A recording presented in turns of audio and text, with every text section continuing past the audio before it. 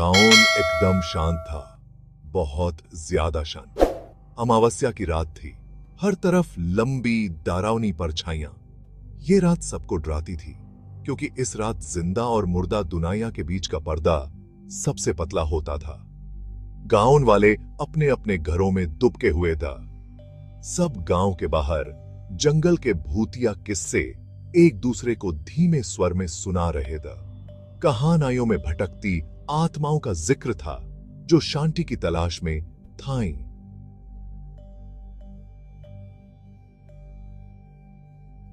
उना का दुहक पेड़ों के गूंज गूंज रहा था।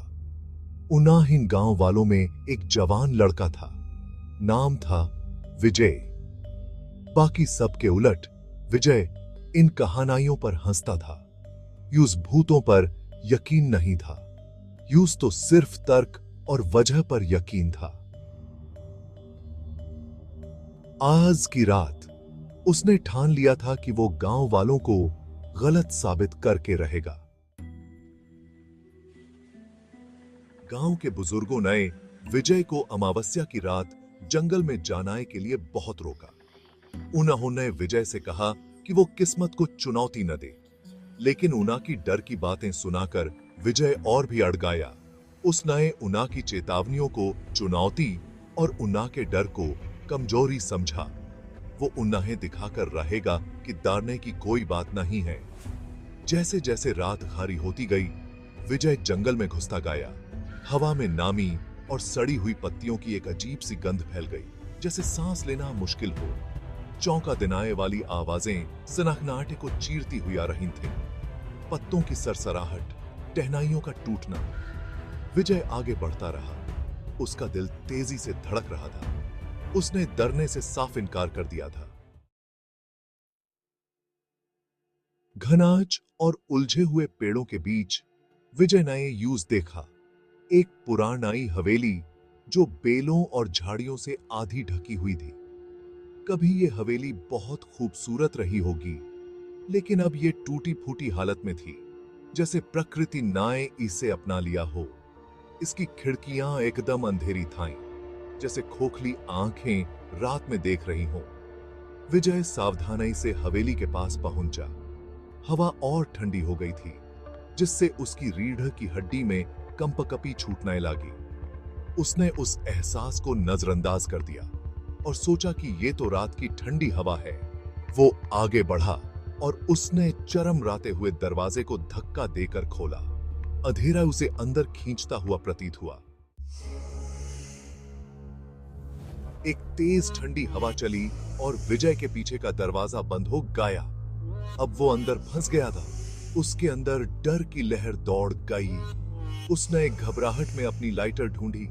टिमटिमाती लौ नए धूल से सनाए फर्नीचर और हर कोनाए से लटके जाले दिखाए, और तभी उसने उसे देखा। परछाई में एक धुंधली सी आकृति दिखाई दी।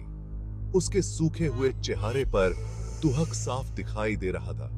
वो एक बूढ़ी औरत का भूत था, जिसकी आंखें गारे घम से भरी हुई थी। विजय वहीं जम गया। उसका खून जैसे बर्फ बन गया हो। इस हकीकत को देखने के बाद उसका सारा संदेह गायब हो गया। उस बूढ़ी औरत की आवाज एक दर्द भरी फुसफुसाहट की तरह थी, जो पूरी हवेली में गूंज रही थी। वो अपने परिवार के बारे में बता रही थी, जिसकी हत्या इन्हीं दीवारों के बीच बेरहमी से कर दी गई थी। हाय, उना की आत्माएं यहां फंस गई थीं। उन्हें शांति नहीं मिल रही थी। उसने विजय से मदद की गुहार लगाए। अमावस्या की रात को एक खास पूजा करने से ही उन्हें मुक्ति मिल सकती थी। विजय का डर अब एक अजीब से साहस में बदल गया था। वो मदद करने को तैयार हो गया। वो वापस गांव लौटा और उसने भूत की कहानी सबको सुनाई। उसे हैरानी हुई कि गांव वालों ने उसकी बात मान ली। हत्यारे परिवार की कहानी वो पहले से जानते थी। सबने मिलकर हवेली के बाहर प्राचीन पूजा की। उनकी प्रार्थनाएं रात में गूंज उठी। जैसे ही आखिरी मंत्र खत्म हुआ, जंगल में शांति फैल गई। बुढ़िया की आत्मा एक आखिरी बार दिखाई दी। उसके चेहरे पर ग्रेटिट्यूड की मुस्कान थी और फिर वो हमेशा के लिए गायब हो गई। गांव वालों ने राहत की सांस ली। उनका डर अब खत्म हो गया था। जंगल फिर से शांत हो गया था, लेकिन इस बार ये शांति सुकून देने वाली थी। गांव वाले अपने घर लौट गए। वो भूतिया अमावस्या उन्हें हमेशा याद रहेगी। जिंदगी फिर से पटरी पर लौट आई, लेकिन जंगल ने अपने राज अपने पास ही रखे।